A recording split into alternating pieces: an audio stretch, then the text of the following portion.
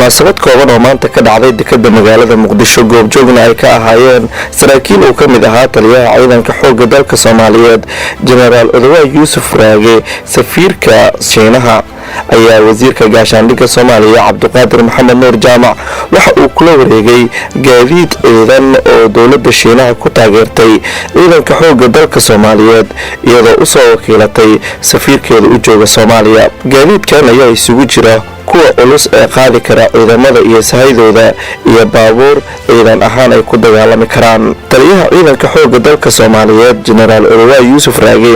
ayaa mahadcelin dabadeed waxa uu sheegay in gaadiidkan ciidan uu ku soo aaday waqti ku habboon. waxaa jiray gaadiid dawladda Jaynuhu ay hore ugu wareejisay ciidamada xoogga dalka Soomaaliyeed oo runtii marxaladihii aan soo dhaafnay iyo la dagaalankii qolooyinka nabadiidka argagixisada ah la dagaalankooda qayb weyn ka qaatay kuwaana dabcan waxaan aaminsanahay inay ayaguna qayb ka noqon doonaan kuna biiri doonaan hawsha socota ee ay wadaan ciidamada xoogga dalka Soomaaliyeed.